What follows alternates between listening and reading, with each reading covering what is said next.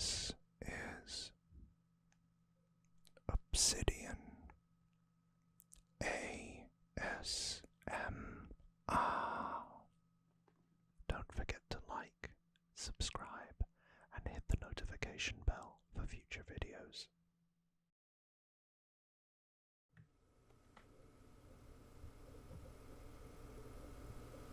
Hello there. This is not Obi-Wan Kenobi. This is Obsidian ASMR.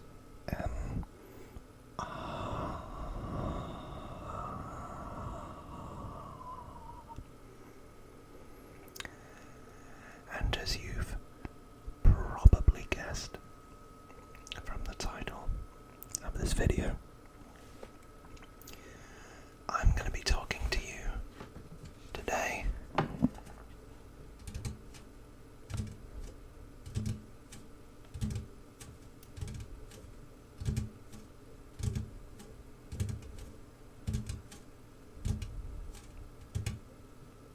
about The Flash. But before I get into it, I do want to point out that there is a lot of controversy surrounding the star of The Flash, Ezra Miller. They've done some pretty messed up things in the last 2 years or so. A lot of it came to light last year, and whilst you know me, I am a fan of DC, and I'll get into some of the other reasons as to why I've gone to see the film, but it is purely down to your morals, whether you want to go and endorse and support Ezra Miller, or whether you want to give it a miss. But this is a spoiler-free review, and I know you all seem to like when I talk about DC and Batman, so what an opportunity.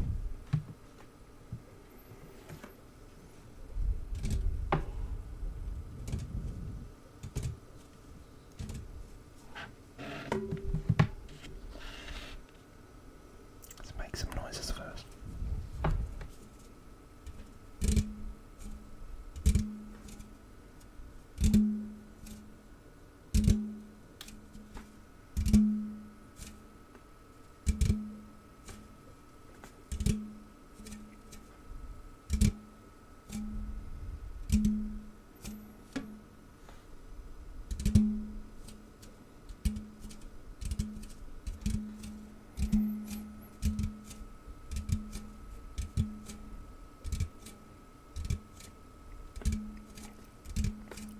The Flash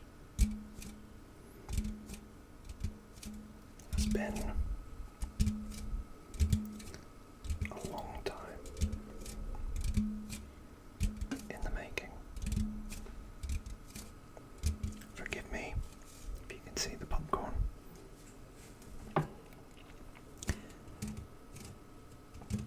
It was originally supposed to be released about 6 years ago, but it's been in a bit of production hell. I believe it's gone through 6 directors, including Robert Zemeckis, who you may all know as the visionary behind the Back to the Future trilogy, as well as a number of screenwriters. But finally, it has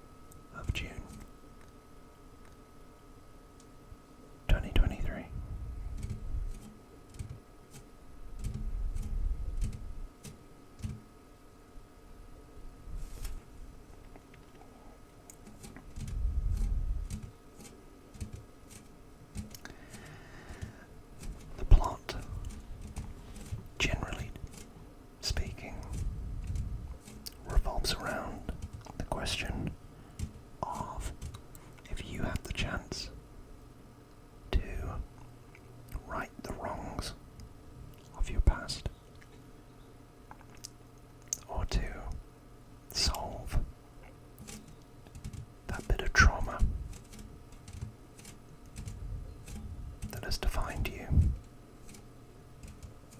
would you go back and change it?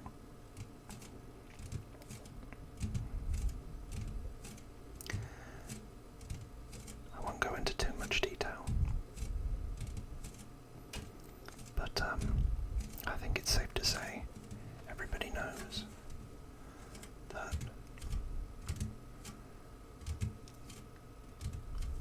Barry Allen, Ezra Miller's character, has lost their mother. And that was established in previous films and the trailer for this. And effectively, this is a mixture of Flashpoint and his origin story.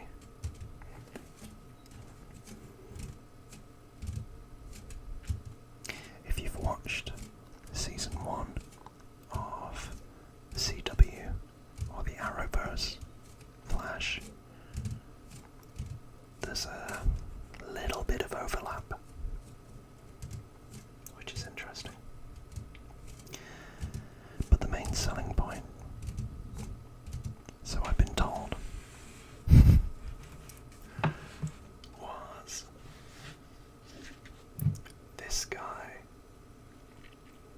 Comment below if you know who this is. I'm expecting each and every one of you, if you're not asleep, to comment. 3, 2, 1. That's right. It is Batman. More specifically, Michael Keaton's Batman. I cannot put into words how magical it was to see Michael Keaton back in the role after, 30 years? You know, I wasn't even alive when he was originally in the films, but I grew up watching them.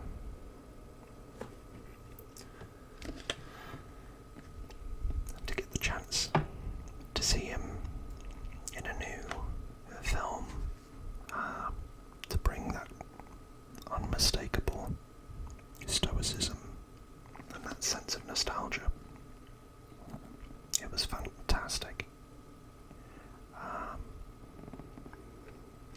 It wasn't the same kind of reaction that Into the Spider-Verse, not Into the Spider-Verse, No Way Home gave. But nonetheless, I fanboyed a bit.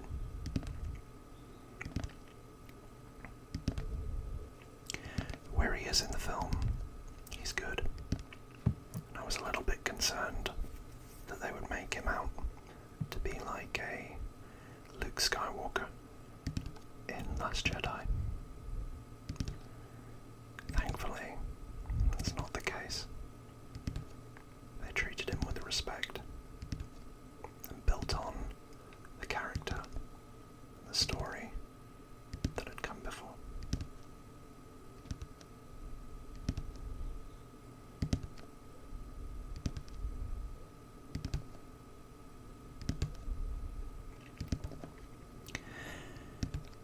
So, I think it's safe to say that the visual effects are getting called out because they were a little ropey.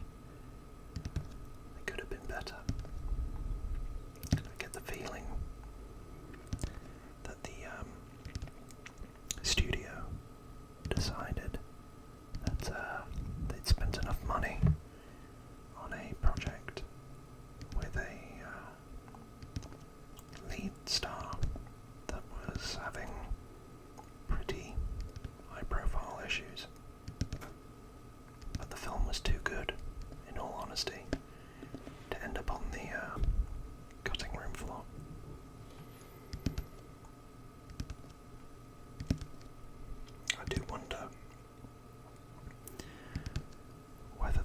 finished the CGI if Ezra Miller hadn't done what they'd done.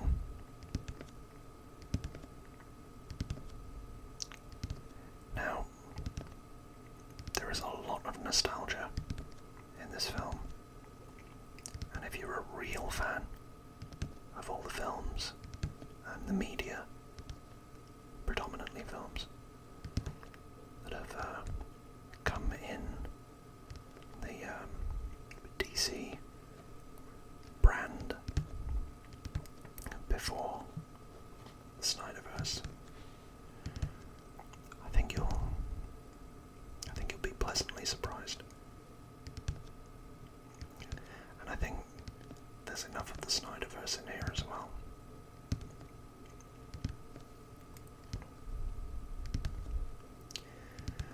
The message, I think, is something that we can all resonate with, which is sometimes it's better to let go than to obsess over, times where you've been wronged, or you've been let down, or things just didn't go to plan. Because really, freeing yourself from that baggage and allowing yourself to heal is the only way, really, that you can move on and live your life. And look, I'm not a psychiatrist.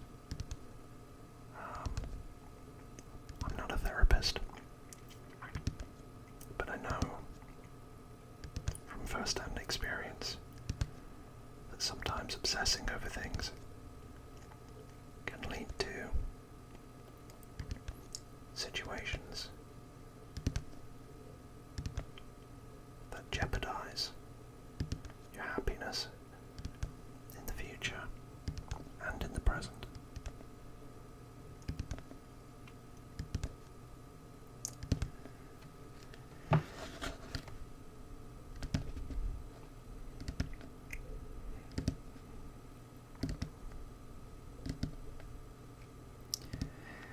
I'm sad that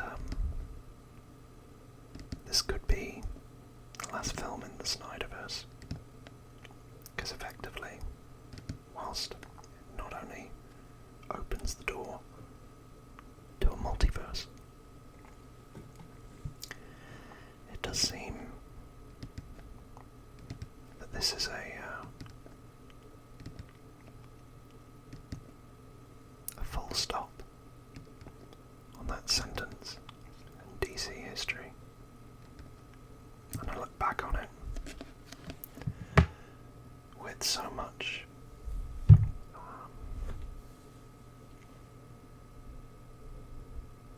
not regret, but sorrow that they didn't fulfill their potential and egos got in the way. Because there's a really good film here, and when they get it right, it's great. I'm a big fan of Zack Snyder's Justice League.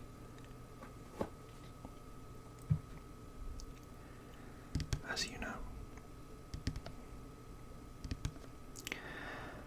So I guess these are my initial thoughts. Strong story.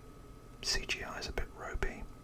It was brilliant to see Michael Keaton back. And I guess regret over the lack of future, I guess.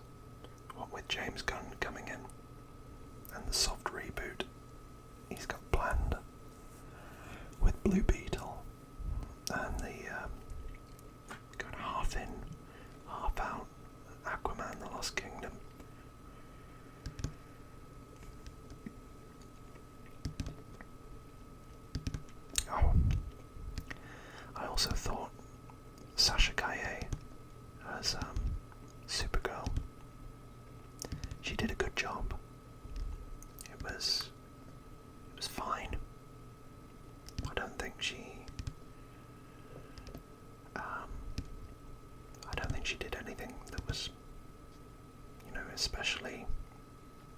special.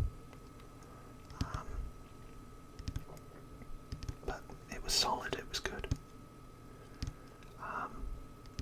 And on another note with actors, I thought Ezra Miller was, for all their faults, was very talented for what they did in this film. It's incredibly difficult to have chemistry as an actor with other people sometimes. You know, Ezra Miller, they took it up a notch and had chemistry with themselves, and that really does take a whole depth of talent, and you can tell that for them this was a passion project, and they really did put their heart and soul in this.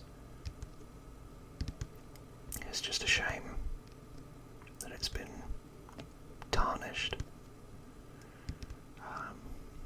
overshadowed by their actions, but they only have themselves to blame.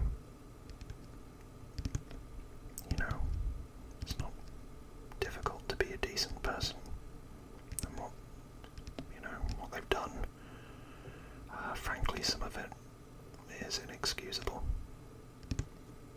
Not all, but some of it definitely is.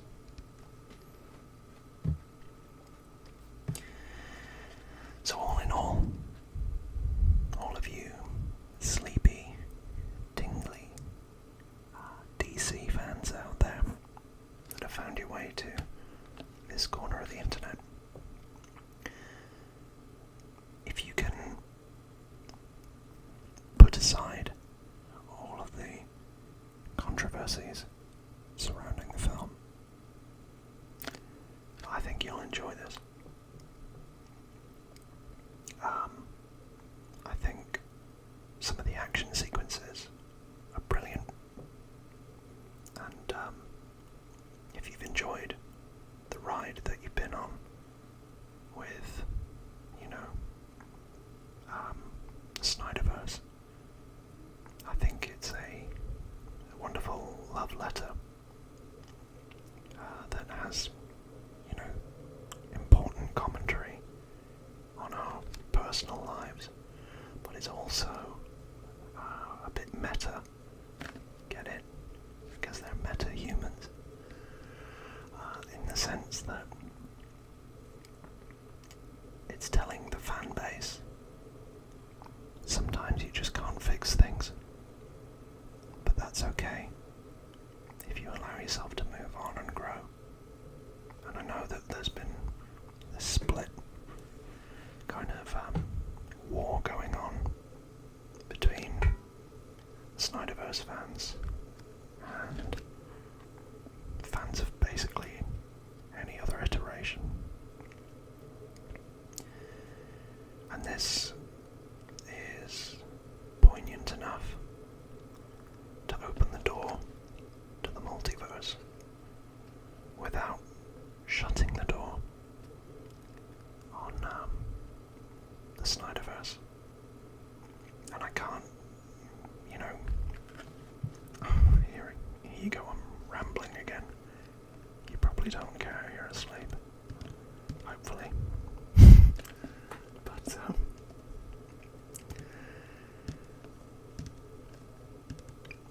yeah. It'd be good to see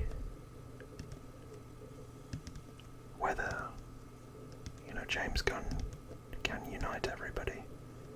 And before I go, and I'm sorry this has been a bit scatterbrained, rambly, but Andy Muschietti and Barbara Muschietti have done a really, really good job with this. Yeah, the CGI is a bit wonky, but some of the visuals of when slashes running are magnificent, straight from a comic book. And the humour is so humorous. Weirdly, I was talking to my partner, the humour is weirdly British, very modern, and it's just a good popcorn flick. Good popcorn.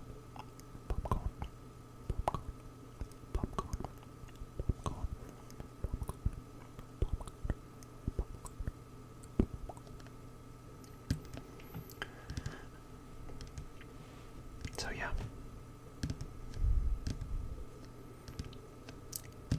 That's it. I'm done there. I'm going to draw a line. But if you fancy it, and you can morally justify it, I'd say you'll enjoy it. It's got the Obsidian stamp of approval for the film, but not for the controversies. And hey, you can get yourself a plastic cup with Michael Keaton's Batman. What more could you want? Thank you so much for joining me and spending time here. If you're new and you've liked what you've heard, why not subscribe for more videos with more tingly noises, lots of whispering, and hopefully a lot of relaxation for yourselves. I'm so grateful for all of you out there, and I can't wait to see you all again on Sunday. Thank you for the support. Have a great weekend. Until the next time, I'm Batman.